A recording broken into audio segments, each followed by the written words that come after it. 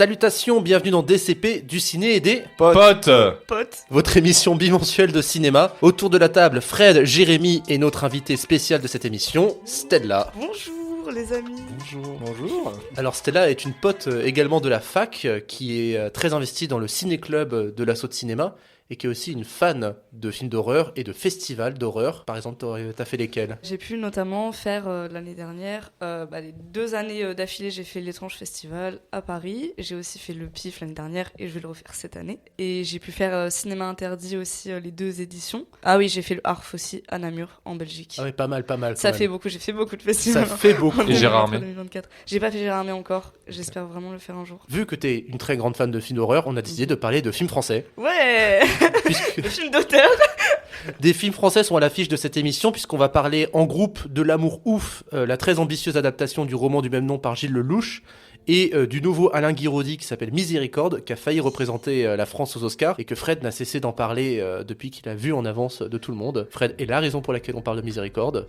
Oui, je suis trop content. N'oublions pas les quelques rattrapages puisque Jérém est en vacances et qu'il a donc eu le temps d'aller voir Transformers le commencement. On a aussi rattrapé Le Robot Sauvage. T'as vu d'autres films, je sais plus lesquels. Oui, Monsieur Aznavour également, et Challenger. Moi j'ai vu Sauvage et j'ai également vu Smile 2, je sais pas si on comptait en parler. Si, tu tu peux. peux en parler. Parfait. En deuxième partie de l'émission, Jérémy nous raconte la carrière de François Civil en chiffres. Stella clôturera également l'émission avec son Joker. Mais comme d'habitude, on commence l'émission avec des news et je propose que Fred, tu ouvres le bal parce qu'on t'a pas beaucoup entendu. On avait entendu il y a quelques temps que Luca Guadagnino avait l'intention d'adapter Scarface au cinéma. Le projet a été abandonné malheureusement, c'est très triste. Mais le réalisateur revient et on a une petite nouvelle, on n'est pas encore sûr du projet, mais il va peut-être adapter une nouvelle version de American Psycho. Stella. Moi je viens aux nouvelles avec de la fête, à mon plus grand plaisir.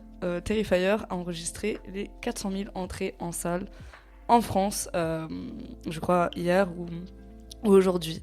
Donc voilà, on est heureux. Et en comparaison, ils avaient enregistré 70 000 entrées pour Terrifier 2 quand il était sorti en 2022, je crois. Est-ce que Terrifier 4 fera le million ? Telle est la question, et on l'espère en tout cas. Bon courage. Bon courage. Un film, si vraiment il est interdit moins de 18 ans, le 4 aussi, bon courage pour qu'il atteigne le million quand même. Faut le faire. Toi, Jérém, c'est quoi ta news ? Et bah, la prochaine adaptation des Hauts de Hurlevent d'Emily Brontë, écrite et réalisée par Emerald Fennell, réalisatrice de Promising Young Woman et de Saltburn. Ça vient d'être acheté par Warner Bros, qui a eu le film aux dépens de Netflix, qui avait quand même mis 150 millions sur la table, mais les producteurs, dont l'actrice principale, dont je vais parler juste après, ont préféré dire oui à Warner Bros parce que au moins ils sortaient en salle.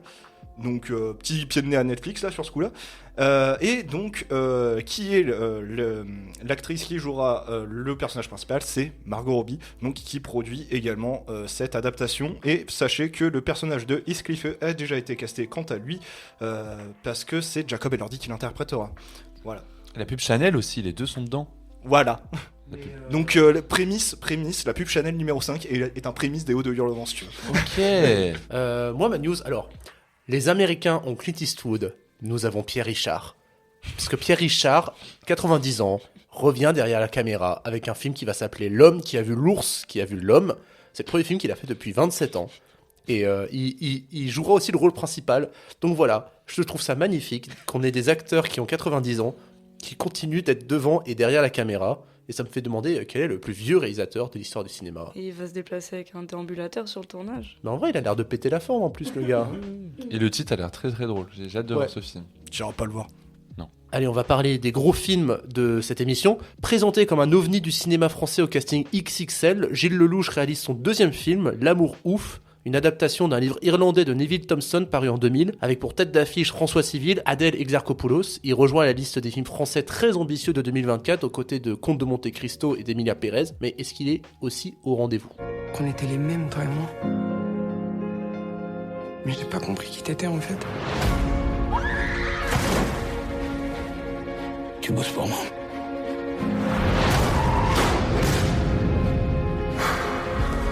Allô mon amour, c'est pas moi, faut que j'y crois.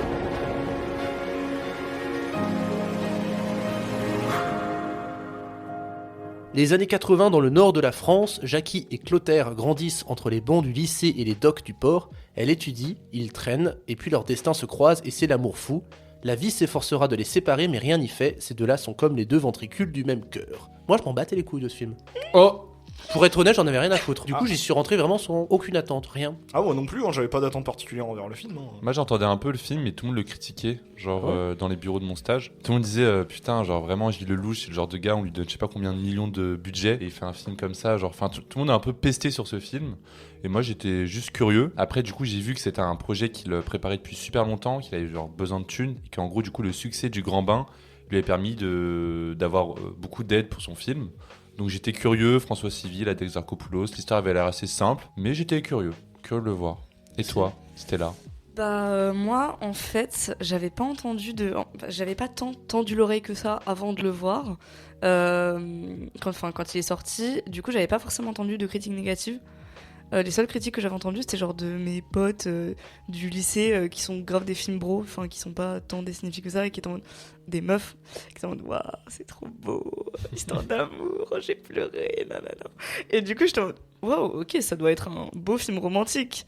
C'est romantique. C'est super romantique. C'est très naïf comme film, je trouve. Oui. Ouais, En fait, c'est l'adjectif que je mettrais naïf, ouais. C'est simple, mais gros, en fait, comme Mm. film. Parce qu'il y a des gens qui me disent, ouais, il n'y a pas d'histoire, par exemple. Ou l'histoire, elle est vraiment vide. Mais en fait, c'est pas vraiment le cœur du film, si tu veux. Genre, le film, il est vachement étiré, parce que c'est une grande épopée sur beaucoup de temps. Effectivement, il n'y a pas tant que ça de péripéties.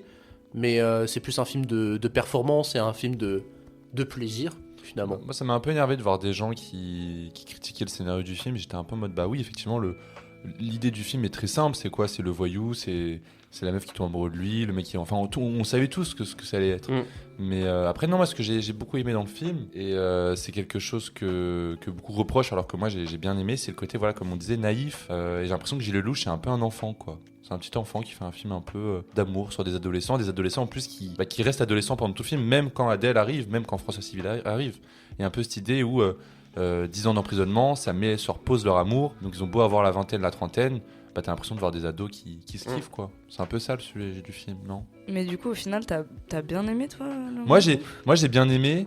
Je sais pas quoi penser, je sais pas si j'ai aimé pour toutes les idées visuelles qu'il y a dans le film ou si j'ai détesté le film parce que justement il y a trop d'effets visuels qui au bout d'un moment, est-ce que ça veut dire quelque chose de chaque plan donner une idée visuelle, chaque plan faire un truc. Moi j'en ai pris plein les yeux, les faux split screen, les trucs un peu très américains en fait, tu vois. Et chaque idée visuelle j'étais en mode bah ok c'est cool en vrai, c'est sympa, il a fait un truc quand même où le mec s'est pas branlé, il a pas fait un film où genre le budget on le voit pas venir quoi. Enfin vous voyez comme Astérix Obélix par exemple. Oh, le petit tacle Ah, là, t'as il est pas bien vu. placé, Petit j'aime tac. bien. Bah oui, non, mais c'est Non, vrai. C'est que il y a de l'argent, mais on le voit dans la mise en scène. La mise en scène est quand même élaborée quand même. Donc Oui. je sais pas si c'est trop en fait. Je suis totalement d'accord avec toi, je ne saurais mieux dire en fait, parce que vraiment j'apprécie l'effort qui est fait niveau mise en scène, mais bordel, j'aime pas quand ça en fait trop, et là ça en fait vachement trop. C'est trop. C'est vrai, mais ça s'appelle l'amour ouf. C'est vrai que c'est un film de technicien, finalement. Hein. Mais moi, j'aime bien, tu vois, parce que quelque part, genre...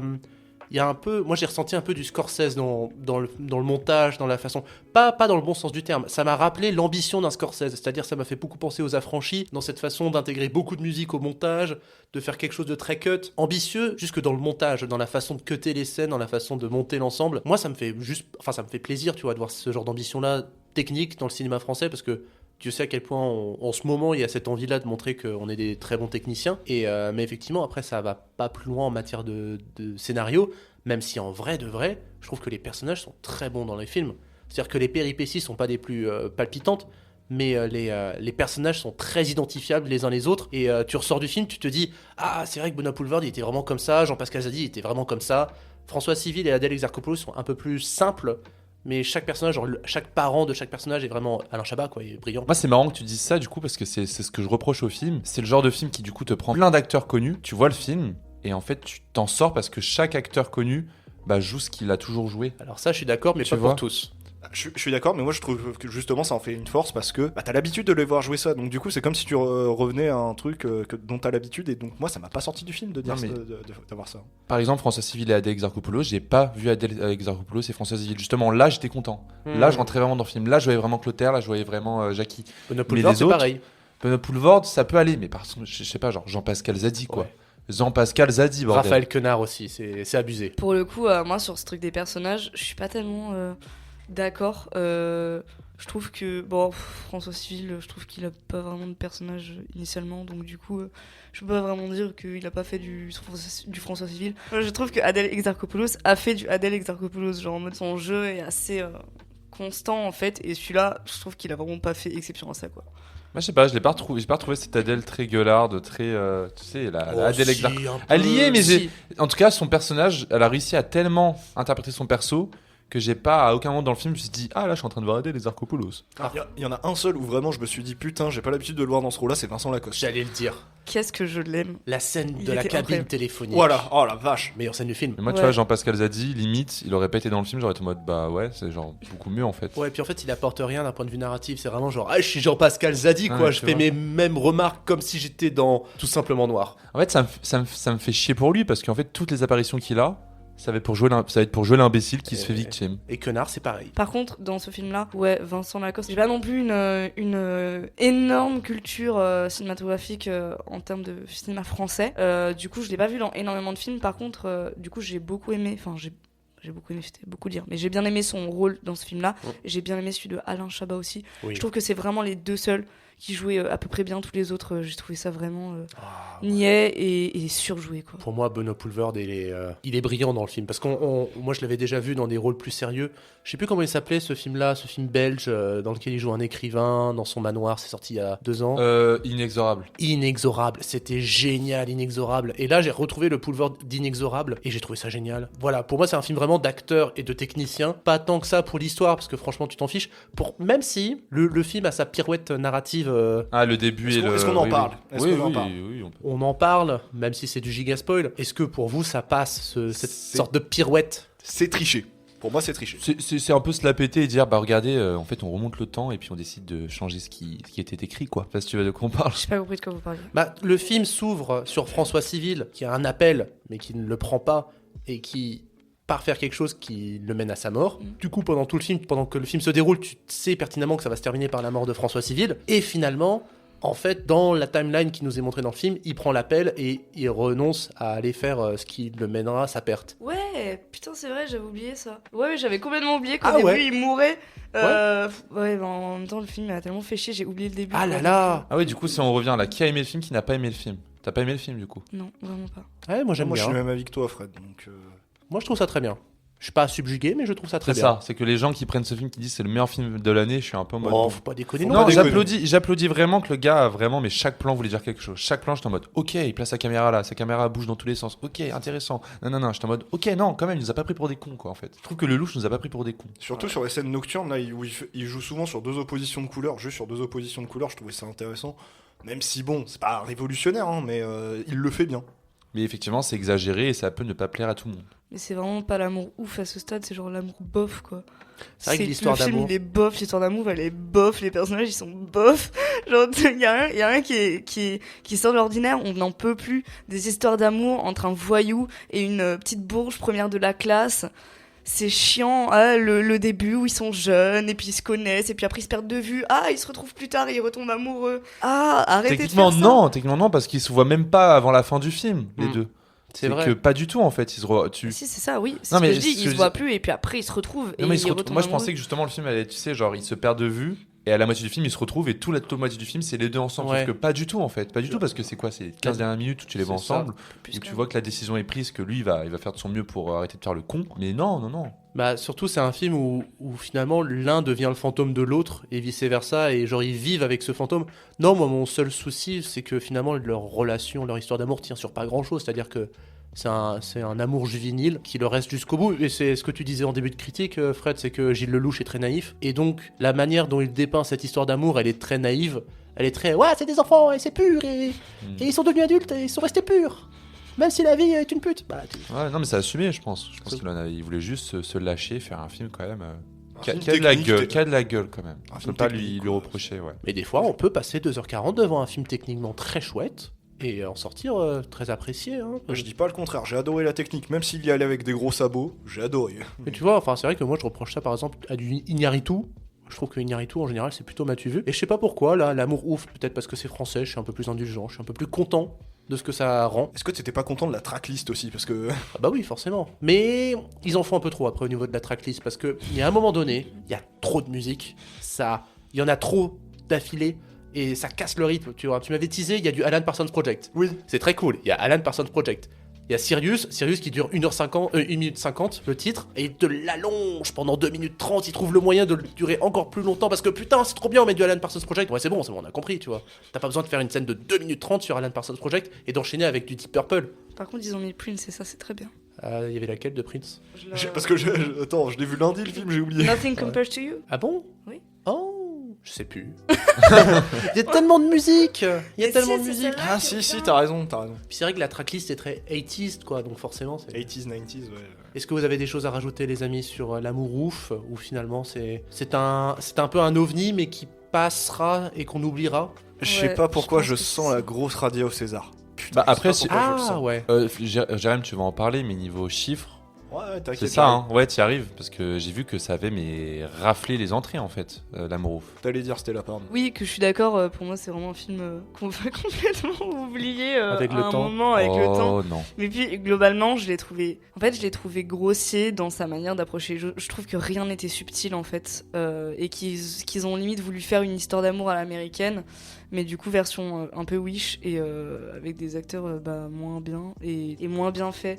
Genre, il y a des trucs tout cons. J'avais noté une phrase au tout début du film où je me suis dit waouh, ok, là ça commence mal. Fais-moi confiance dans la vie. Si rien ne te plaît, rien ne te déçoit. Oui. Je suis en mode oh là là, le truc qui se donne des airs, mais faussement spirituels, philosophiques et tout, alors que c'est juste lourd, quoi. Et même, moi, habituellement, je trouve pas que Adèle Exarchopoulos joue forcément mal, même si je trouve que ses rôles, c'est un peu toujours la même chose, mais bon, en même temps, elle tourne tellement tout le temps que forcément, elle peut pas tout le temps varier ses rôles. J'ai trouvé pas bonne, quoi. Je sais pas, il y a eu trop de trucs qui étaient trop... quand elle est là, qu'elle travaille dans ce truc de location de voiture au début oui. là, et qu'elle parle à Vincent Ah, là Lacoste c'est du mal. pur, c'est du pur Exarchopoulos. Mais oui, mais j'étais en mode ouah, mais elle arrive à le faire mal. Pourquoi? C'est ça son rôle normalement. Pourquoi elle joue mal là d'un coup? Puis après quand elle se déshabille devant lui dans la pluie et tout, je suis en mode, oh là là, mais est-ce qu'on exagère les choses à ce point? Je trouve que tout était exagéré dans le film. Il n'y a pas besoin d'en faire autant pour qu'on comprenne qu'il y a une histoire d'amour et que les gens ils peuvent s'aimer à la folie et tout. Non, vous n'êtes pas obligé d'en faire autant que ça. Ça va juste fatiguer. C'est naïf. Mais là, ça rejoint la Ouais. technique parce que l'amour symbolisé entre Clotaire et Jackie, il est fait par le feu, entre guillemets, et celle entre, Vincent Lacoste et Adèle Exarchopoulos, c'est par la flotte. Tu vois, techniquement, il y a des trucs qui se rejoignent et je trouve ça intéressant. Justement, là, je reviens sur la scène de Adèle qui se déshabille sous la pluie. Moi, j'ai un truc qui m'a super marqué, c'est l'essuie-glace de la voiture qui Oui. baisse, qui remonte, et qui en fait fait le point sur les deux personnages hors de la voiture. Et qui aussi permet l'enchaînement du cadrage, qui s'avance, qui se sert de plus en plus sur eux. Non, mais chaque plan, il y a un truc en fait. Chaque plan, il y a un élément du décor qui sert à filmer les personnages, des surcadrages, des faux split screen, je sais pas si vous voyez, ce que fait beaucoup Brian De Palma. La scène de l'éclipse. Voilà, la scène de l'éclipse, la scène dans la salle de bain, où t'as Adèle qui se maquille et t'as Vincent Lacoste derrière qui lui parle. Il y a le plan sur le deux parce qu'effectivement, c'est deux plans qui ont été assemblés en un, comme Brian De Ah Palma. non, ça c'est une demi-bonnette, ça. Ah ouais? C'est une demi-bonnette, c'est sûr et certain. Ok, bref. Non, je trouve que vraiment, il a écrit il a adapté une histoire qui est très naïve, qui reste très simpliste, mais le gars, c'est vraiment cassé le cul à faire des trucs vraiment cool. Mais honnêtement, moi, tu peux faire les meilleurs plans du monde avec les plus grosses élaborations en termes de mise en scène, de lumière, de décor, machin. Si ton histoire, ton scénar, tes dialogues, parce que putain, qu'on en parle, mais les dialogues, qu'est-ce qu'ils sont mauvais. Si tout ça c'est mauvais, ton film il y a rien à sauver quoi. Le but pour moi d'un bon film, c'est qu'il arrive à conjuguer effectivement la technique et le fond et la forme en fait. Là, c'est pardon, mais s'il y a que la forme et que le fond il est complètement creux, ce que moi j'ai trouvé vraiment à 100%, et j'ai l'impression que globalement c'est ce qui est pas mal dit du film, genre ça fait pas du tout un bon film quoi, tu vois. T'essayes de sauver ton film en faisant des beaux plans et en faisant des trucs bien propres, bien soignés. C'est pas des beau, petits je focus. dirais pas beau, je dirais pas propre. Je dirais des plans qui sont pas juste illustratifs, mais qui servent ce qui est dit à l'écran, tu vois. Je pense qu'il y a une différence entre un plan illustratif qui va juste, je sais pas, Être beau pour être beau. qui va être beau pour être beau. Ce qu'on peut aussi un peu reprocher quand même au film, moi je pense plutôt aux couleurs, qui sont très extrêmes, qui sont quand même, t'es un peu en mode bon, là on a compris. Il fait mec. beaucoup de figuratifs dans ce Voilà. film, quoi. Ouais. Mais il y a quand même, je trouve, pas mal d'idées qui, voilà, je reviens sur le truc de la pluie, c'est quand même hyper intéressant. Enfin, je trouve pas que ça soit juste là pour être beau. Genre, j'ai l'impression que ça sert quand même ce qui est dit à l'écran. Maintenant, oui, je pense que t'as pas aimé le fond, qui est, je pense pas du coup creux, mais qui est trop. Qui manque peut-être de nuances Voilà. et de profondeur Exactement. Non, mais c'est vrai, pour Et de un subtilité, tel moyen. surtout. bien sûr. Mm.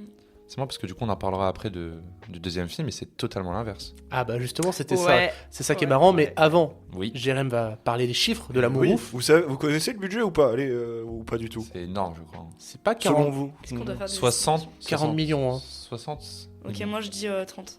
35 750 000. Wow. C'est ce qui a été annoncé en tout cas.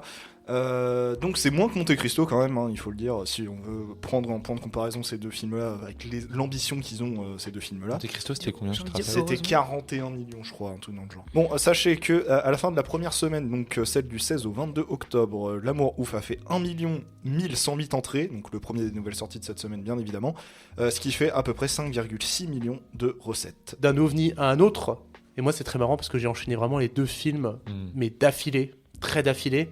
Donc un autre ovni, c'est Alain Guiraudy, qui est connu du grand public depuis son passage à Cannes en 2013 avec L'Inconnu du lac. Donc là, une nouvelle fois, il est passé à Cannes. Le film s'appelle Miséricorde. Moi, je dois vous avouer que en vrai, je suis complètement ignorant du cinéma de Guiraudy. C'est la première fois que je voyais un film de lui. Moi aussi. Mais quelle entrée en matière.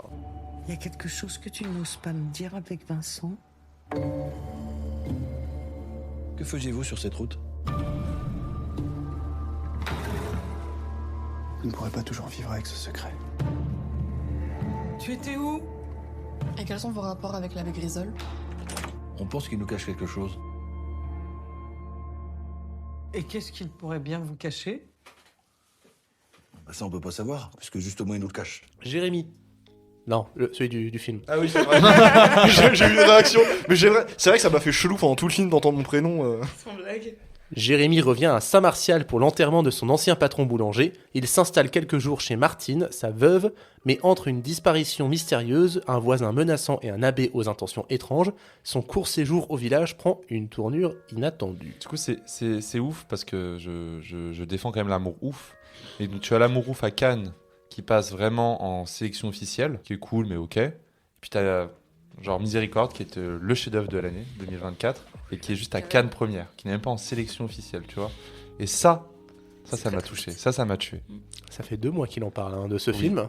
Oui, il est incroyable. Bon, par Il contre, est- t'exagères peut-être un peu sur le chef Il de est, l'année là. c'est un film qui n'a pas besoin effectivement d'artifice. C'est un C'est que film. des chants contre chants, que des plans fixes, des dialogues qui semblent un peu faux, des grands blancs entre les dialogues, mais c'est génial les gars. C'est marrant, tu te sens vraiment le besoin de défendre le film. T'as pas aimé? Non, c'est très bien. C'est très bien. Oui, c'est très bien, Miséricorde. Ok, j'ai adoré également. Quelle surprise pour ce premier Guiraudy, ça me donne vraiment envie de voir ses autres films. D'ailleurs, au Ciné-Club, on devait passer son premier film, Pas de repos pour les braves. Du coup, voilà, donc ça me donne vraiment envie de voir ses autres films pour le coup. L'inconnu du lac, vraiment qui est Ok. très cool.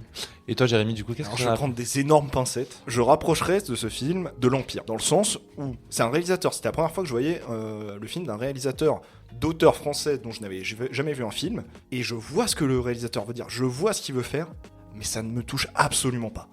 Vraiment, je n'en ai rien à foutre de ce qui se passe à l'écran. Mais littéralement. C'est pour ça, je peux pas dire que j'ai désapprécié le film, mais je veux savoir pourquoi tu me le vends comme le film de l'année, quoi. Bah, déjà, moi, donc, moi, Miséricorde, ça a été aussi mon premier film. Ça a été mon premier film du réal. Et après, moi, j'ai rattrapé juste L'Inconnu du lac pour le moment. J'ai pas vu le reste, qui a l'air vraiment cool. Et moi, ce que j'aime déjà beaucoup, c'est ce que tu verras ça dans tous les journaux, dans toute la presse. Guiraudy, c'est un réal qui a effectivement sa patte et qui défend en fait un cinéma qui est pas parisien. C'est un cinéma qui te montre les petits gens des campagnes. Et en fait, tu verras que tous ces films, alors déjà effectivement, Alain Guiraudy est gay. Donc en fait, dans la plupart de ces films, ce sera des personnages homosexuels. Enfin, je vous dis ça, j'ai vu que 2 films. Mais dans les 2 films que j'ai vus, c'était ça. Dans ces 2 films, ce sera des petits gens de la campagne. Dans ces 2 films, ça s'intéressera à des paysages qui sont pas des grandes rues parisiennes, mais des petits villages de campagne. Donc déjà, il y a un truc qui est cool, qui est sympa dans la démarche.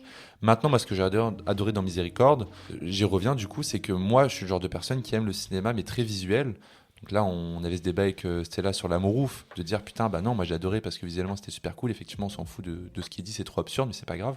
Mais là, c'est la première fois de ma vie que je vois un film qui est si modeste en matière de découpage, qui est très modeste en fait en matière de découpage, mais il parvient quand même à créer un truc, mais qui est comme un petit puzzle qui s'assemble peu à peu. Tu vois, et le film est super bien construit sur ça. Moi j'ai un exemple d'un autre film, L'Inconnu du lac. En fait ça se passe que sur une plage. Donc L'Inconnu du lac, je vous parle du film vite fait. C'est un homme qui va se baigner sur un lac mais un peu privé, où en fait c'est tous les homosexuels du village qui viennent pour baiser dans la forêt. Donc il vient là-bas, il tombe amoureux d'un homme. En fait un jour il voit cet homme noyer son compagnon dans l'eau. Voilà. Et en fait après il y a aussi un peu comme dans Miséricorde ce côté un peu culpabilité. Il est complice de quelque chose et donc il y a une enquête et il y a tout ce suspense en fait. Non mais effectivement, moi je suis d'accord avec en fait cette économie de moyens qui fait que ça apporte au film une sorte d'ambiance, de vibe, mais qui est vraiment unique en son genre. Et le fait de retourner systématiquement dans les mêmes environnements, cette même forêt avec ces mêmes champignons à accueillir, cette même salle où on va prendre du Ricard, cette même salle où on va se faire interroger encore et encore. Je trouve que ça crée une répétitivité, mais en même temps genre c'est un encombrement de mensonges, parce que le film se construit sur des mensonges épars qui s'ajoutent à d'autres. Et ça crée une sorte de mélasse tellement étrange et qui occasionne tellement genre du rire nerveux que bah moi je me suis beaucoup marré devant le film. C'est un film super drôle. Ah ouais. Puis en vrai la première moitié est un peu difficile à gober, mais en fait plus le mensonge s'amasse, plus c'est drôle. Et je suis très heureux de l'avoir vu avec quelqu'un et d'avoir pu partager ce moment-là de juste à se regarder en mode c'est trop bizarre, mais on rigole. Et du coup si je comprends bien, L'Inconnu du lac, en vrai, il y a vraiment une grosse ressemblance avec Miséricorde. Dans le côté un peu voyeur et tout, ça veut dire que c'est genre une thématique qui est récurrente dans le cinéma. Il y a une thématique très récurrente. J'ai pas vu le reste, mais on m'a dit qu'il y avait beaucoup ce truc dans ce cinéma de l'intrusion dans le lit, dans la vie privée. Effectivement. Et c'est ce que dans Miséricorde, vous le voyez quand même. Bien sûr. C'est que j'ai l'impression qu'Alain Guiraudy, il a des personnages qui cachent déjà leur homosexualité, mais en plus de ça, dans Miséricorde, en tout cas, ça ajoute le meurtre en fait. Le côté très. De tuer quelqu'un, c'est, je pense, le pire crime sur Terre. Et il te le cache comme une personne qui cache ses soucis, quoi. Non, et puis il y a vraiment ce ton qui est donné globalement même au jeu des acteurs. Genre en fait, comme tu dis, économie d'effets fait que le moindre petit plus, tu vois, moi le truc qui m'a fait, un des trucs qui m'a fait le plus rire, c'est le personnage de Walter qui sert un peu trop de Ricard et le personnage de Jérémy qui fait juste oula. Et c'est juste ce petit oula. Ce que j'aime, c'est qu'il y a quand même, j'ai l'impression qu'ils se parlent pas, ils parlent pas en même temps les personnages. C'est très, on parle, blanc, on parle, je réponds, blanc, je réponds. Et du coup, ça te crée aussi un truc un peu très dans le suspense. T'es toujours un peu crispé quand même. Et étrange aussi, surtout. Étrange surtout, mais c'est l'étrange. Stressant. Moi, je l'ai vu avec un pote et le mec pendant toute la séance n'arrêtait pas de me tenir le bras. Quoi ? Tellement il était stressé, il me faisait ça, genre il faisait oh putain. Mais what ? Parce que il y avait un truc un peu, tu sais, le truc qui se resserre sur lui et lui il sait pas comment s'en échapper. Non, mais il y a plein de trucs trop bien. Il y a le prêtre. Moi en fait le personnage du prêtre, c'est je pense l'un des meilleurs personnages qui est pas du tout manichéen. À partir du moment où le prêtre et le flic commencent à interagir entre eux, là ça devient. Mais vraiment genre ça part en couille. Mais c'est génial parce que tu dis qu'il y a du temps entre chaque dialogue, mais en fait tu vois bien que les personnages eux-mêmes réfléchissent à ce qu'ils vont dire, parce qu'en fait vu qu'ils vont dire un mensonge supplémentaire, il y a un puzzle et cette scène là où ils se discutent et disent ne sous-estimez pas la force de la... J'imagine que c'est la force de la volonté. Ne sous-estimez pas sa force.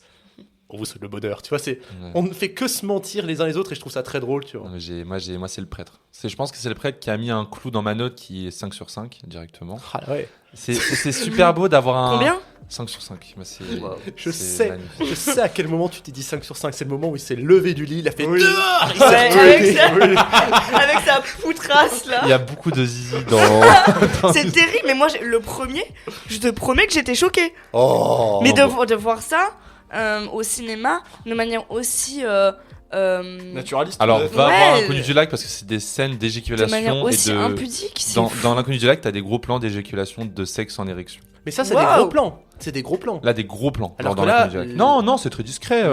Les quelques pénis qu'il y a dans le film, c'est vraiment genre, ils sont là, mais qu'est-ce qu'on en a rien à foutre. C'est un élément du décor. Effectivement, tes yeux sont fixés dessus parce que bon, dis donc, il est en érection. Bah, le curé avait de la gaule, quoi. Mais il n'y a pas d'effet de style qui fait que, waouh, regardez. C'est ça que je trouve ça drôle dans le film. C'est vraiment genre, c'est épuré. Ouais, c'est tout simplement épuré. C'est vraiment la cueillette des champignons le plus épuré du monde. Mais si on y revient, en tout cas, donc tout le film à un départ, c'est le personnage du coup de Jérémy, et en fait c'est un personnage qui sait pas trop où se mettre, et donc tout le film, tous les personnages qui l'entourent, c'est des personnages qui le désirent en quelque sorte. Donc t'as par exemple Jean-Baptiste Durand, réalisateur de Chien de la Casse. Ah ouais. Oui, le Oui, mec tout à fait. dont je ne vais pas dire ce qui se passe. Bah lui, il le désire, mais en même temps, il le déteste, il est jaloux. Vous avez la mère qui est jouée par Catherine Fro et qui est genre incroyable dedans, qui elle du coup vient de perdre son mari, qui est pas très proche de son fils, donc qui voit en fait en Jérémy le remplaçant un peu de son mari mort et à la fois de son fils. Donc il y a ce truc là. Il y a le prêtre qui est genre très attiré par Jérémy, on vient d'en parler avec la gaule du Et curé. par les hommes, de manière Et générale, par les on a hommes de manière l'impression. générale.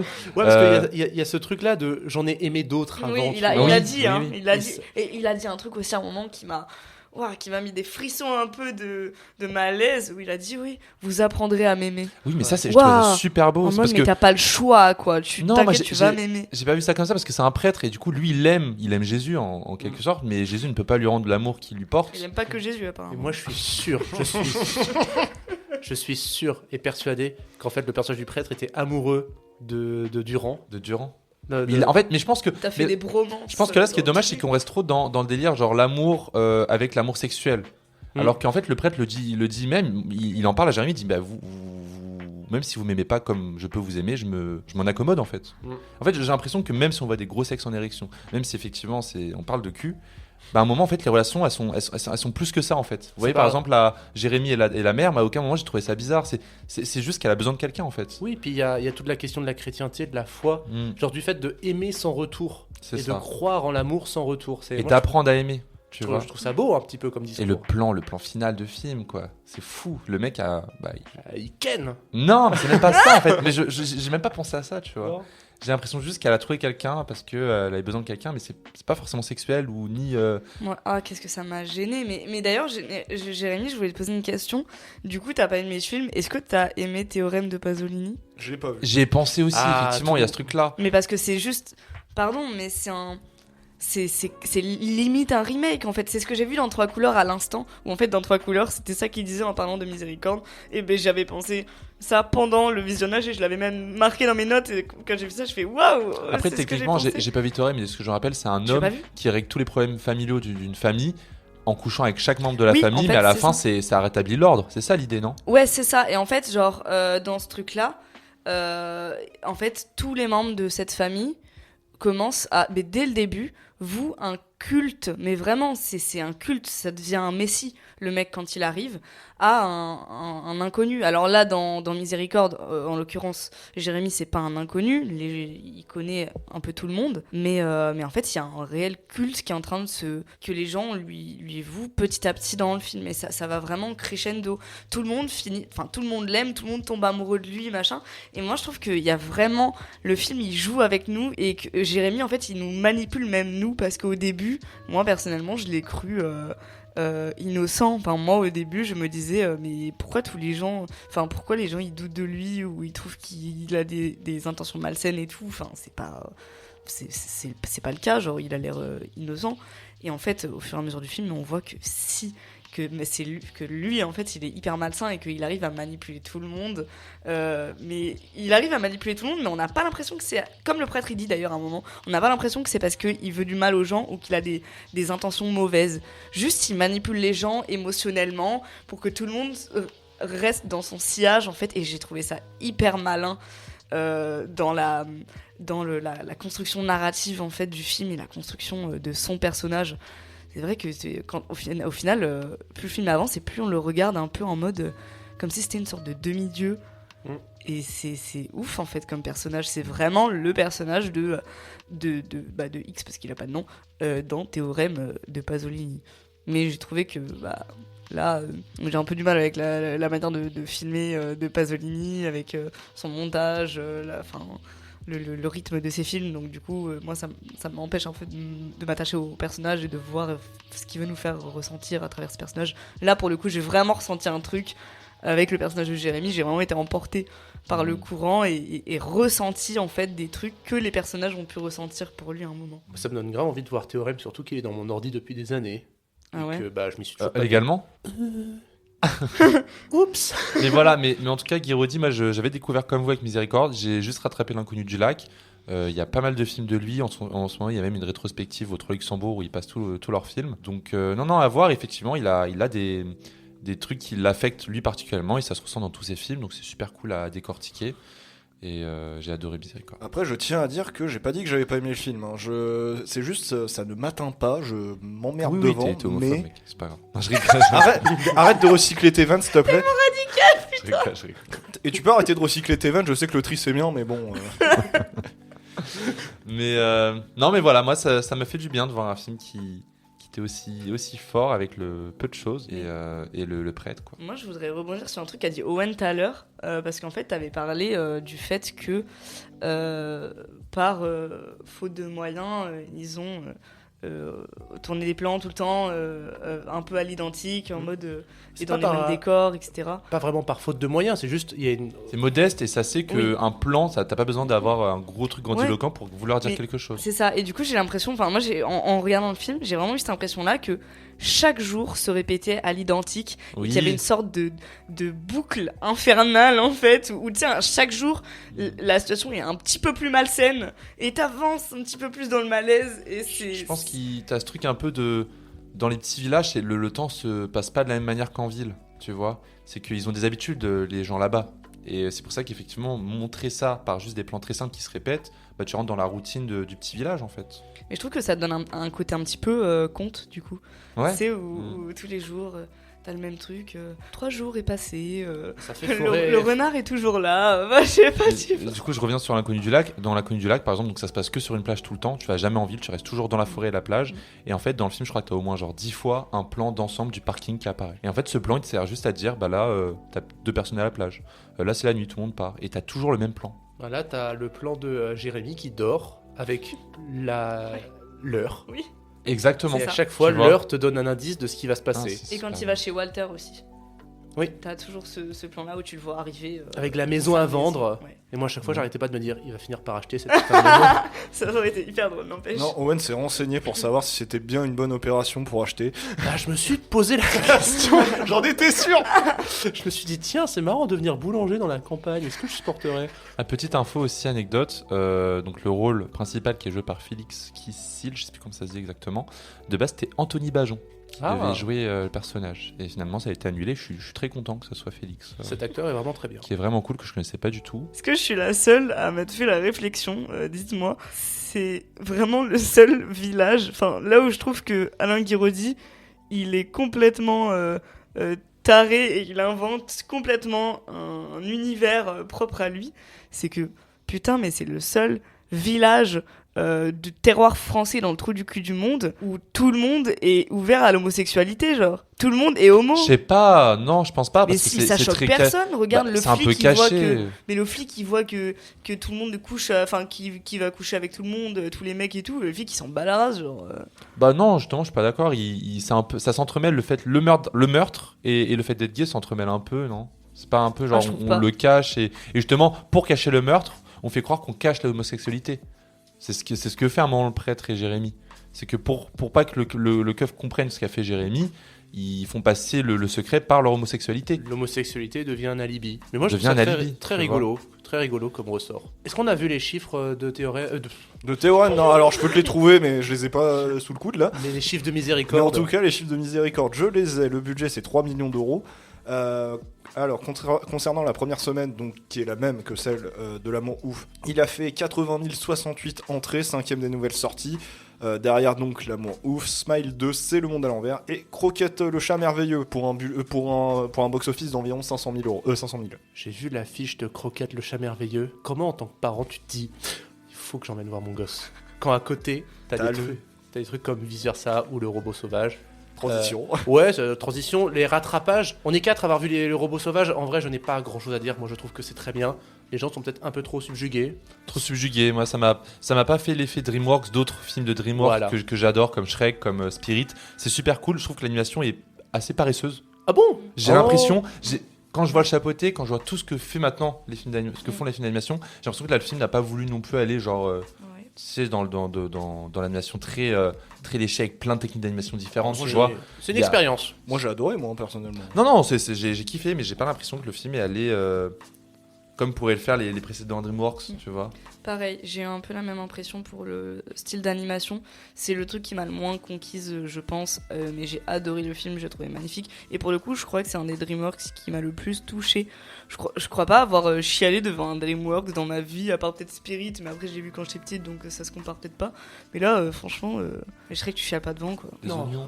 Enfin, Les en vrai, Elan, Shrek, tu pleures de rire. Mais Kung Fu Oui. Panda 2, Kung Fu Panda même. Kung Fu Panda 2. Mais pour moi, le robot sauvage, en termes d'émotion, il atteint vraiment un truc, un sommet, tu vois. Parce qu'on est devenus des vieux cons. Ouais, carrément. Vous êtes aigris.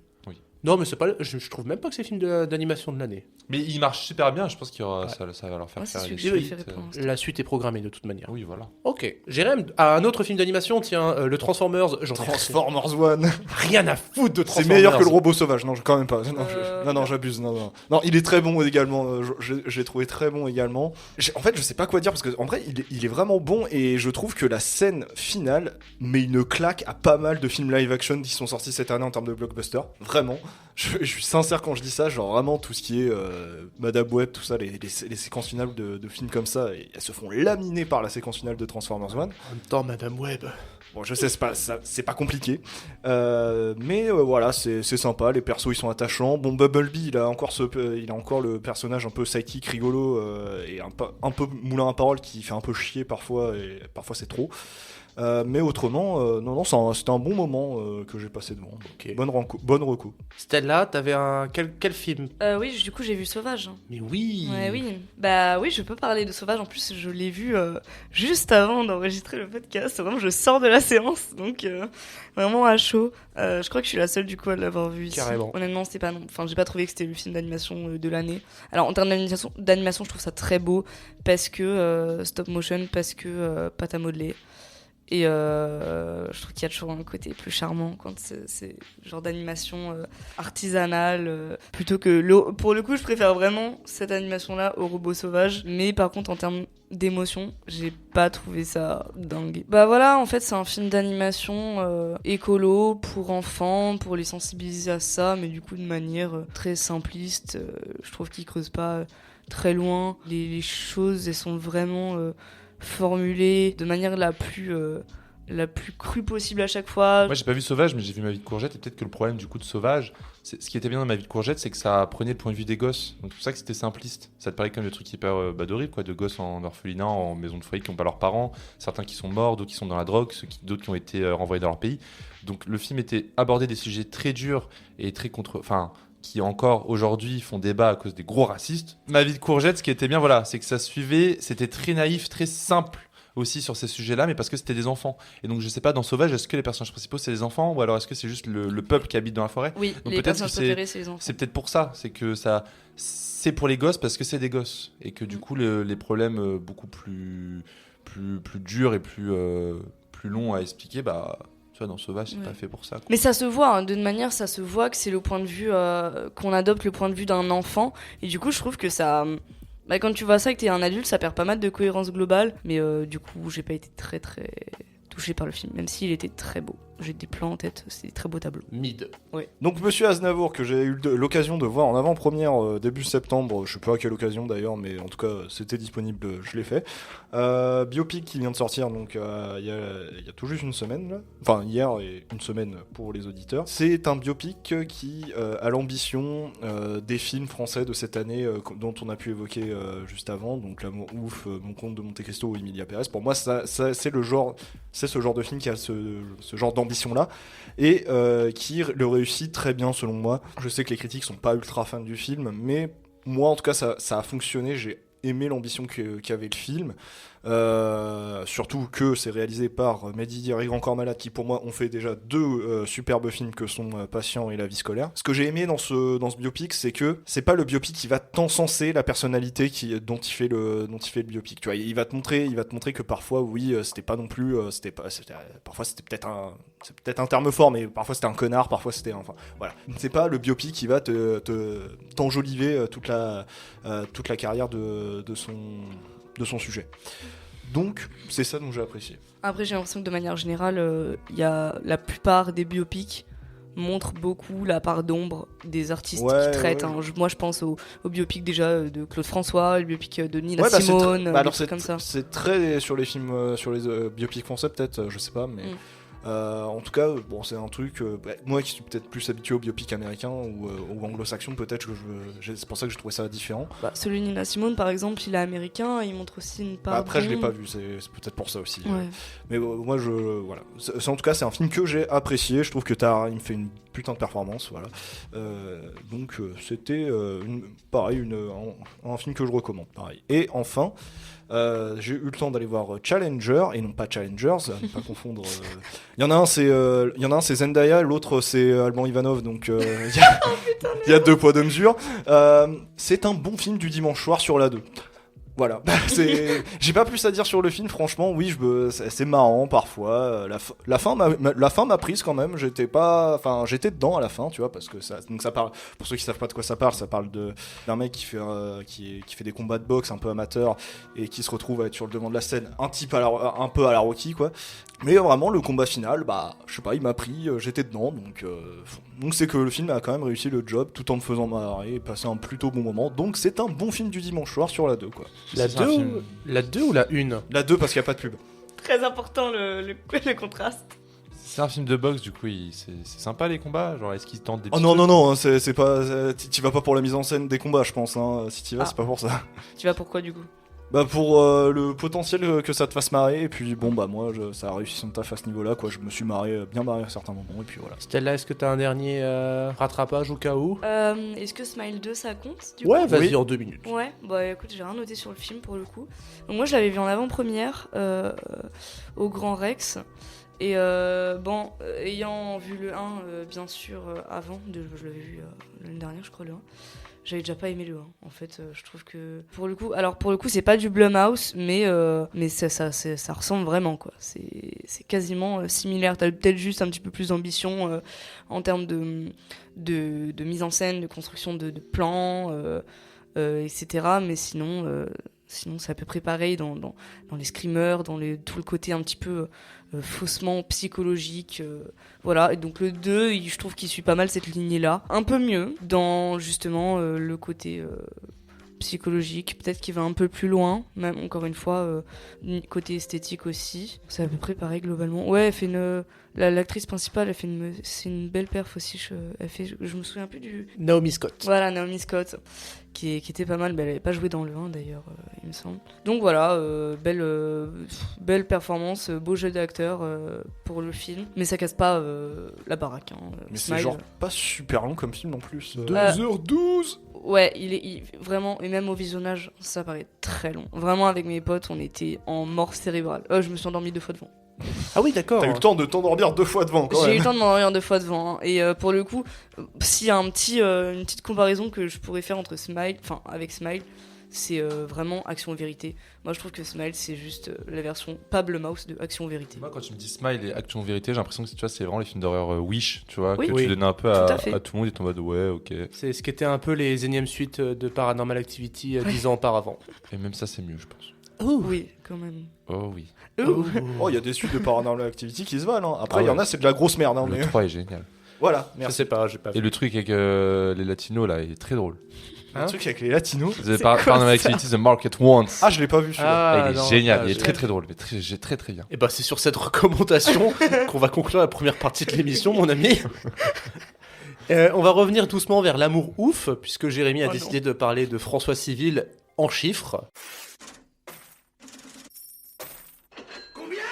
Alors pour aujourd'hui, j'avais le choix entre faire les chiffres d'Adèle Exarchopoulos ou ceux de François Civil. Les deux me tentaient bien, alors vous avez eu le choix. Et vous avez donc décidé de parler des chiffres de François Civil. Pas moi. Et je vous remercie parce que au moins j'ai pas à dire Exarchopoulos je ne sais combien de fois dans la chronique. Je tiens à préciser que les chiffres du box-office ne vont pas prendre en compte l'amour ouf qui vient tout juste de sortir et que j'ai pris en compte tous les films dans lesquels il a joué, que ce soit un rôle principal ou juste une petite apparition. Commençons. François Civil, c'est 19 ans de carrière depuis son premier rôle dans Le Cactus datant de 2005. C'est 30 films à son actif en comptant l'amour ouf. Et 26, c'est le nombre de réalisateurs différents avec lesquels Civil a travaillé. Il a travaillé au moins 2 fois avec 3 réalisateurs, dont un où c'est un peu de la triche, parce que Martin Bourboulon avec les 2 parties des 3 Mousquetaires que j'ai considéré comme 2 films distincts, donc c'est un peu de la triche, mais il a techniquement fait 2 films avec lui. Romain Cogitor pour Nos Résistances et Une Zone à Défendre, et le réalisateur avec lequel il a le plus travaillé, c'est Cédric Clapiche, avec qui il a fait 3 films, Ce qui nous lie, 2 mois et encore. On peut noter qu'il a joué avec des réalisateurs reconnus en France, tels que donc Cédric Clapiche, comme je viens de le dire, mais également Laurent Tirard, Yann Gozlan ou encore Cédric Jiménez. Mais c'est surtout avec certains acteurs et actrices françaises que c'est le plus impressionnant, car on l'a vu aux côtés de Vincent Cassel, Adèle Exarchopoulos, Pierre Ninet, Gilles Lelouch, Karim Leclou, Omar Sy, Mathieu Kassovitz, Pio Marmaille, Romain Duris, Anna Girardot, Reda Kateb, Eva Green, et on pourrait encore continuer. Donc c'est une sacrée carrière, en tout cas avec les personnes avec qui il est dans les films. Ensuite, si on prend les notes IMDb, son film le mieux noté c'est Macadam Baby avec 7,3 sur 10 de moyenne, mais seulement avec 30 volts, donc pas tellement significatif. Donc officiellement c'est ce film là, mais autrement juste derrière avec 7,1 sur 10, il y a 3 films à égalité. Est-ce que vous pouvez deviner lesquels c'est ou pas? Le Chant du Loup. Non. Hein? J'espère qu'il y a Five. Non. Oh putain, merci. 2 mois? Non, alors je vais vous Encore. le dire. Il y a encore, en effet, il y a encore, et les 2 autres, c'est donc L'Amour Ouf qui a 7,1 Et également. D'Artagnan. Et non, Molière. Ah. Ok. Et à contrario, son film le moins bien noté, c'est 15 ans et demi, son 3e film dans lequel il est apparu, avec 4,9 sur 10. Et au-dessus, il y a Five. Bah oui, du coup, vu que Toi, c'est... Il est pas bien noté? T'as vraiment pas aimé Five? Je toi. sais T'aimes pas, j'ai Détesté. ouais. pas vu, je n'ai pas la note IMDb sous les yeux. C'est nul. C'est très nul. Mais en tout cas, sachez que François Civil a joué dans des films notés en moyenne 6,3 sur 10. Parlons box-office maintenant, et surtout box-office français. Je vais quand même vite fait évoquer le box-office américain, car François Civil, niveau box-office US, c'est quand même 22,5 millions de dollars, donc quasi l'intégralité dans le seul film américain de sa carrière, c'est-à-dire Catacombe. Je l'ai vu aussi. Et alors? Je l'ai vu aussi, mais Il apparaît rapidement, quoi. Enfin, Non, mais le film est. le film est pas ouf. Hein. c'est un mauvais fan footage C'est- comme à l'époque. Et d'ailleurs, c'est par le même réalisateur que Poughkeepsie Tapes. J'ai eu le rapprochement mental quand j'ai vu le nom la dernière fois. Niveau mondial, et malgré les gros succès qu'il a pu avoir en France, c'est quand même Catacombe qui a engrangé le plus de recettes, avec près de 42 millions de dollars de recettes mondiales. L'ensemble des recettes mondiales des films dans lesquels François Civil a joué s'élève à un peu moins de 195 millions, et avec une moyenne à 9,7 millions par film. En France, ce n'est bien évidemment pas Catacombe qui est son plus grand succès, mais Les 3 Mousquetaires d'Artagnan qui a fait le plus d'entrées, avec 3 337 706. Et à contrario, le film qui a fait le moins d'entrées est son film le mieux noté sur IMDb, le fameux Macadam Baby, sorti en 2013 avec 555 entrées.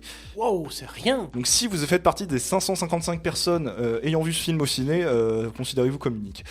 7 des films avec François Civil ont dépassé le million d'entrées en France, avec 3 films ayant dépassé les 2 millions, et donc les 3 Mousquetaires ayant dépassé les 3 millions. Au total, les films avec Civil, c'est plus de 17 millions d'entrées en France, avec une moyenne de 813 000 entrées. Au niveau des récompenses, François Civil, c'est 10 nominations dans des cérémonies de récompenses pour 6 victoires, dont le prix de la révélation masculine au Festival de Cannes 2019. 4, c'est le nombre de collaborations entre François Civil et Pierre Ninet, car on les met souvent en comparaison, mais ce sont des acteurs qui se sont régulièrement croisés à l'écran. On a vu ces 2 interprètes dans 4 films, 20 ans d'écart, Mon Inconnu, 2 mois, et bien évidemment Five, mon cher Fred. C'est horrible. Mais le nombre d'œuvres monte à 7 si on ajoute les 3 séries dans lesquelles ils apparaissent tous les deux, Casting, La Flamme et Fiasco, sorti cette année sur Netflix. Ah, mais oui, je viens de repenser à François Civil dans La Flamme. C'était drôle. Ah oui, c'est vrai, moi aussi.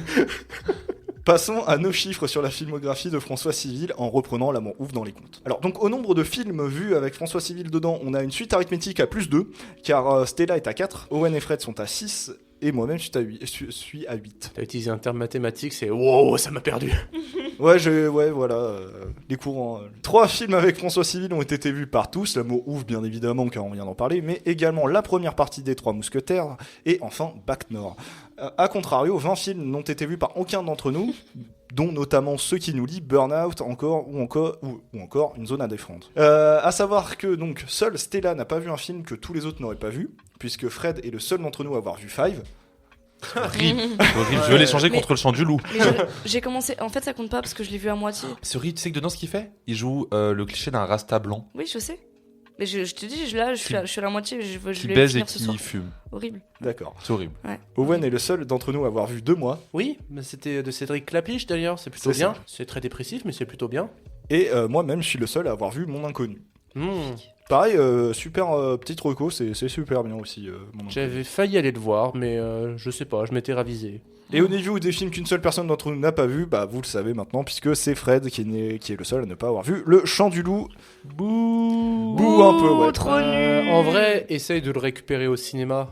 Parce que. Ah ouais, non, j'avoue, le l'expérience son, ouais. en salle. Ah comme ouais, ça. le son, c'est quand même quelque chose. Moi, je l'avais vu 2 fois au cinéma, quand même. Parce que c'était vraiment impressionnant. Mon film préféré de l'année, je crois. Ouais, carrément. Moi, j'ai une petite anecdote concernant ma maman et François Civil. Ma maman était amoureuse de Gaspard Ulliel. Et moi, mon objectif dans la vie, ça a toujours été de lui trouver des nouveaux crushs acteurs, tu vois. Elle était fan de Robert Redford, elle était fan donc de Gaspard Ulliel, de Brad Pitt quand il était jeune. Et du coup, j'ai essayé de lui montrer François Civil. Tout le monde me disait qu'il était plutôt beau. Elle a regardé, elle m'a fait il a une grande bouche. Oh mon dieu. Voilà. C'est terrible. Ah, dans le sens genre bien ou pas bien? Non, il a un sourire beaucoup trop large, trop grosse Putain, dentition. mais il serait parfait dans Smile alors. Ou en Joker. Ah, d'ailleurs, le mec de Terrifier L'enfer. veut jouer le Joker. Pardon? Le mec de En fait, Terrifier. c'était une transition. J'ai faudrait bien faire- entendu. C'était une transition moi aussi. Ah, pardon. Ah, shit.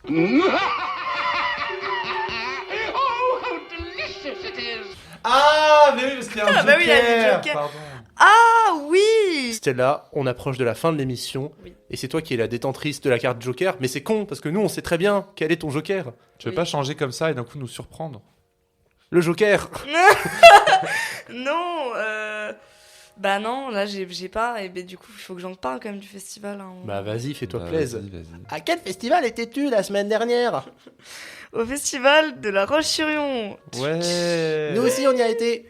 Pas moi. Ah, c'était à 4 ans, bordel. C'était en 2020. Pleine période du Covid. Ça Quand on y date, était, oui. ils étaient en train de reconfiner Paris. Ouais. Et nous, on a été en mode, on fait une soirée? Ouais, Allez. Ouais, tu m'avais dit que c'était pendant cette période, j'étais en mode, waouh, ça a dû être super fun quoi. Mais toi, ton festival à Mais toi. moi, du coup, mon festival à moi, alors on y est allé à 7. C'était très très drôle. Je crois que c'était à La Roche-sur-Yon, pardon. Oh my goodness. Ah ouais, là, ouais, tu peux. Je suis pas censé rigoler, hein, On c'est très honteux. t'autorise, mais. Je l'apprécie, je l'apprécie. Donc, on y est allé du vendredi au dimanche et j'ai pu voir 15 films, je pense, en comptant des courts-métrages. J'ai dû voir 11 longs-métrages, je crois, en 3 jours. Pas Donc, mal. Ouais, c'est pas mal, je suis assez contente. On a plutôt enchaîné. J'ai vu quelques bons films. Il y avait une super ambiance, en vrai. Mais après, j'ai fait ça avec des potes, donc ça altère peut-être le truc. Il y avait pas tant d'invités. En tout cas, moi, j'ai pas vu tant d'invités. Enfin, si, par exemple, il y avait Azanavicius qui y était. Mais moi, j'ai pas été voir son film. Il a fait un nouveau film d'animation. D'animation. Ouais. Mais je suis pas allée le voir, ça m'intéressait pas. À côté de ça, je suis allée voir Les Chaussons Rouges de Michael Powell. J'ai rattrapé Les Chaussons Rouges et c'était trop bien. Je vois pas du tout c'est quoi. Tu vois pas ce que c'est? En fait, c'est une adaptation d'un conte d'Andersen et c'est trop beau. En fait, c'est un ballet. Mais oui, ok, je vois, c'est bon. Film des années 50, c'est ça? Et, 48, même, 48, 48, je l'ai ok. sous les yeux. Trop bonne rétro. J'ai vu une autre rétro, j'ai vu Akira aussi, que j'avais pas vu avant. Mais pour le coup, j'ai pris que 4-5 films dont je voulais parler un petit peu et Les Chaussons Rouges en fait partie. Pour le coup, c'est un film qui est visuellement époustouflant. Vraiment, bah, du coup, c'est une des premières apparitions au cinéma de Technicolor et c'est vraiment Technicolor dans toute sa splendeur. Les couleurs vives, la qualité d'image, le grain, etc. Il y a tellement de charme. Et en fait, il y a un truc qui est emblématique du film aussi, c'est la scène de ballet de la fin qui dure 15 minutes d'affilée. Et en fait, du coup, tu suis quasiment... Enfin, tu as l'impression de suivre l'intégralité du ballet en fait pendant 15 minutes et les plans sont tous plus bluffants les uns que les autres. Voilà, c'est juste magnifique. Donc Les Chaussons Rouges, petite rétro sympa. Ensuite, je vais parler pour le coup de 3 films d'actualité. Ok, je vais commencer par celui que j'ai le moins aimé dans ceux que j'ai aimé, Bird. C'est lequel celui-là, Bird? Ça sort Avec Barry Keoghan. le 1er janvier Oui, 2025. avec Barry Keoghan, exactement. La réalisatrice, c'est André Arnold. Andrea Arnold, voilà. Et donc avec Barry Keoghan, effectivement, son nouveau film, et Franz Rogowski aussi. Donc voilà, bah, il m'a encore une fois bluffé. Dans Flux Out, j'étais déjà super malaisant, et dans celui-là, mais pareil, il a un truc, parce qu'il a une gueule vraiment qui est trop glauque en fait, ce gars. Je dis pas ça parce qu'il a un bec de lièvre, hein, c'est juste, et même sa manière de jouer, genre elle est toujours étrange, il est dans l'exagération et à la fois il a tout le temps un petit côté flottant, un peu mystique et tout. Donc voilà, qui s'est retrouvé dans ce film-là. Petit twist, ce film est un film fantastique. Au début, je ne pensais pas du tout que ça allait être le cas. Je pensais que ça allait vraiment être un film un peu genre d'auteur, très calme, où on se fait chier et tout. Et la personne qui présentait le film avait vendu le truc comme juste un film qui explore la jeunesse en fait et la construction de soi quand t'es adolescente. Et c'est aussi un super bon film sur le prolétariat, genre vraiment des prolétaires anglais dans des banlieues pourries de villes côtières, machin. Putain, c'est ouf. Le film, tu sais, il est poisseux. Et le truc, c'est que le prolétariat, il est pas représenté d'une manière où t'as l'impression que c'est un facho qui l'a fait. Il est représenté avec un regard extérieur qui ne porte pas de jugement et qui ne porte surtout pas de jugement négatif, qui n'apporte pas une vision un peu en mode regarde-les, les ploucs et tout. Genre, il nous montre juste ça en mode regardez, ça, c'est ce qui se passe dans une grosse partie de la population dans le monde. Et c'est ok, en fait, les gens, ils sont légitimes de ressentir ce qu'ils ressentent, ils sont légitimes d'avoir ce genre de vie et d'avoir ce genre de mentalité en fonction de leur mode de vie et tout. Et ouais, je trouve que sociologiquement parlant, le film était très juste. Il sonnait très juste, les acteurs étaient tous très bons. Barry Keoghan, moi pour l'instant, c'est que des réussites. Hein. J'ai eu aucun raté avec cet acteur. Ensuite, le film que t'as pas aimé. Ensuite, le film que j'ai pas aimé, Planète B. Oh non, je veux le voir. C'est vrai ? Ouais, bah je sais, il sort le 25 décembre, j'ai envie de le voir. Et bah c'est super mauvais. Voilà. Merde. De Aude Léa Rapin. Waouh, mais il y a beaucoup de films de réalisateurs. Oh putain, j'ai 3 films sur 4 là dont je veux parler qui sont des réalisatrices et pas des réalisateurs. Trop cool. Bah c'est cool. Ouais, très très cool. Par contre, du coup, Planète B, bah dommage pour elle parce que son film est vraiment pas bien. Alors, j'ai un avis un peu plus quand même, un peu plus mitigé que les gens avec qui je l'ai vu, où vraiment ils ont défoncé le film de A à Z. Globalement, Planète B, c'est un film de SF. C'est censé se passer, je crois, en 2039, ouais, exactement. C'est censé se passer en 2039. Ça parle un peu de tous les trucs, de tous les enfin, du même truc que tous les films de SF abordent, les films de SF pas bons, je précise. Globalement, ça parle d'éco-terrorisme, d'État autoritaire qui veut oppresser les militants et les gens qui veulent défendre la planète parce que la planète, elle est en train de mourir, machin. Enfin, c'est des trucs de SF un petit peu mauvais, quoi, où ils prennent des thématiques qui sont actuelles et ils en exagèrent les traits. Et en fait, c'est toujours la même chose. Donc, c'est un peu le principe de la dystopie, non ? Ouais, mais on en a Mauvaise. marre de voir mauvaise, quand on en a marre de voir toujours la même chose, et surtout quand c'est bien fait encore. Oui, là c'était vraiment pas le cas. Waouh, le film est super moche quoi. Et je crois qu'il y a pas mal de budget en fait. C'est ça qui est étonnant. Jérémy, je veux voir ouais, en fait parce que je sais je que te je laisserai l'ai. vérifier. Mais voilà, donc ça montre vraiment un monde qui est ravagé par la misère et des cités sales et qui sont modernes à la fois. Et il y a plus vraiment de contrôle de l'État. Et puis tout le monde rentre dans des bâtiments avec des QR codes à la place, enfin avec un contrôle de lentilles, machin. Voilà, globalement, la photographie elle est moche. Le film est super long. 1h58. Ouais, bah voilà, mais ça paraît tellement long pour rien. Hyper étiré, la fin. En fait, pendant tout le milieu du film, le film est étiré, et la fin, elle finit en 2 minutes. Pour de la SF, 5,6 millions d'euros, c'est pas non plus énorme. Hein. L'Empire, Ouais. ça avait coûté 8 millions par Ouais. exemple. Ouais. Ah, c'est la petite SF française. Au niveau du jeu d'acteur, je crois que j'avais relevé un truc. Il y a pas Adèle Exarchopoulos dedans, Bien sûr, si, il y a Adèle Exarchopoulos, hein, complètement. Et il y a Souheila Souheila Yacoub. Yacoub, voilà.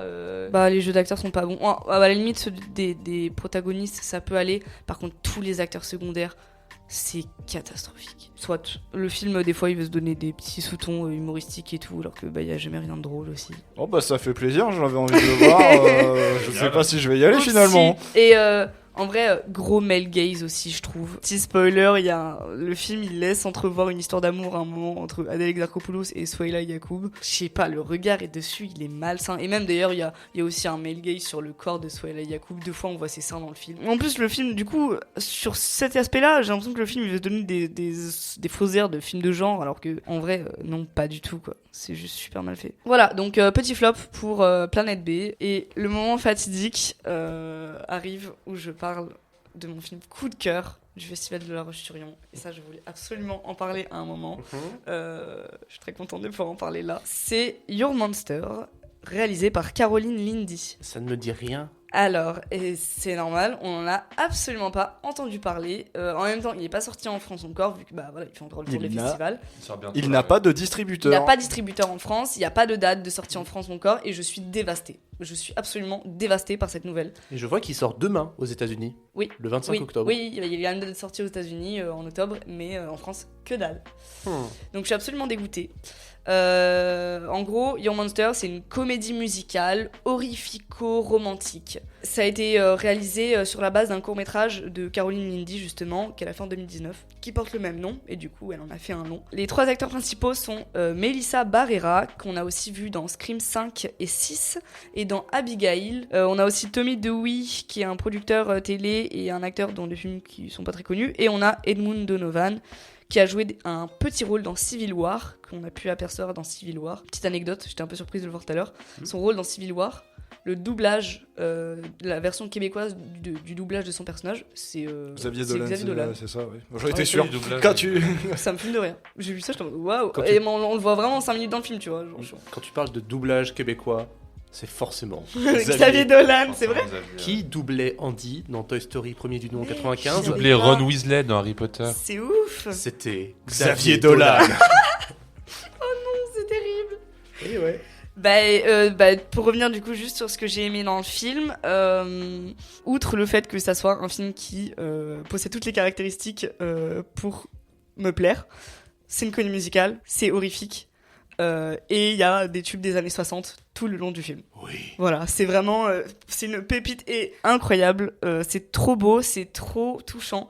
C'est un film indépendant avec un petit budget, mais du coup en fait tu vois que c'est un film indépendant parce que c'est un film qui est passionné. Les gens qui l'ont fait, la réalisatrice et tous les gens qui jouent dedans, ça se voit qu'il y a une passion et il y a un vrai désir créatif en fait. Le film il propose beaucoup d'idées et qui est super bien réussi dans sa mise en scène. Il est vraiment très beau alors que du coup il y a vraiment peu de budget pour le coup, et dans son message aussi, parce que c'est une comédie musicale. Les comédies musicales souvent il y a quand même un message un petit peu deep, surtout aujourd'hui, et il y a vraiment un message sur le développement personnel qui est subtil et qui est très juste. En fait le film se fait passer pour un film romantique, globalement c'est une sorte de remake de La Belle et la Bête en fait. Le film il te donne pas un regard sur l'amour de l'autre, il te donne un regard sur l'amour de soi. Il encourage les personnes qui s'aiment pas assez soi-même à regarder genre au fond de soi et à trouver leur vraie valeur au lieu de s'accrocher à des personnes qui ne la voient pas ou qui ne la verront jamais. Donc voilà, pour ça il est très très beau et il tape très juste, c'est très subtil.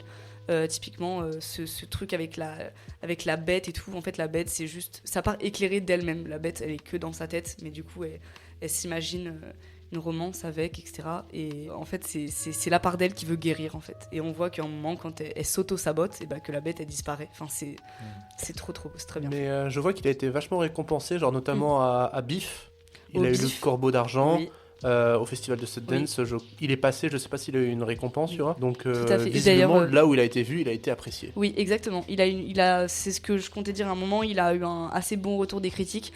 Le jeu des 2 acteurs principaux, donc de la Bête et de Melissa Barrera. Il a vraiment été encensé par les critiques. Enfin, leur alchimie est assez remarquable en fait dans le film.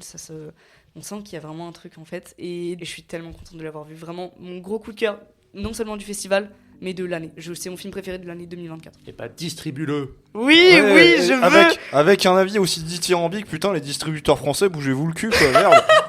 Surtout si t'es pas la seule quoi, à être à ce point extatique en sortant du film. C'est clair. Je pense que c'est un film qui peut plaire à beaucoup de monde. Tu l'as tellement bien vendu, moi j'ai envie de le voir. Hein. Ça fait plaisir. Ah, moi non. Bah si. T'es sérieux? Ah ouais, même avec le côté horrifique. Je rigole. Non, ça a l'air super cool. Parce qu'en plus, même le côté horrifique, il est pas non plus central dans le film, mais les petites touches qu'il y a, c'est vraiment bien dosé. Super cool. Ok. Un bilan un petit peu de ce séjour au Festival de La Roche-sur-Yon. Un bilan, c'était le premier festival de cinéma pas de genre que je faisais. Ah mais oui. Ouais, c'était genre un cinéma de patrimoine principalement. Il y avait quand même quelques films de genre, hein, bien sûr, mais Planet B, Your Monster, Night Beach aussi avec Amy Adams, un truc qui est sorti, qui sort là bientôt en avant-première et tout. C'était super nul d'ailleurs. Donc j'ai bien aimé mon week-end. C'était un super festival. J'avais jamais fait encore ce genre de festival avec des films de patrimoine machin, ça me changeait. Et en plus, première fois que je faisais un festival genre avec que des potes. Aller à La Roche-sur-Yon, c'est très cool. Alors, d'habitude, on dit à qui vas-tu donner le Joker, sauf qu'il y a déjà 2 semaines, Julien a filé le Joker à Fred. Donc ce sera à moi. Non. Il a pas Si. compris. Non, t'aurais dû faire Ah. ta chronique, tu l'as pu, maintenant c'est fini. Ah, ok. Non, ce sera toi le Joker la prochaine fois, sauf si on se trouve encore un invité. Bon, bah c'est fini, les amis. Merci. Merci Stella d'être venue. Merci Merci. encore. Merci à vous de m'avoir invité, c'était très très cool. Vous pouvez toujours nous retrouver sur Instagram, sur X et sur TikTok. L'émission, vous pouvez la retrouver sur toutes les plateformes de streaming comme YouTube. Et on vous fait des grosses bises à dans 2 semaines Et n'hésitez pas à venir au Ciné-Club. de Ciné 7 De Ciné à 7. Paris, Université Cité. Exact. Des bises. Bisous bisous. Salut.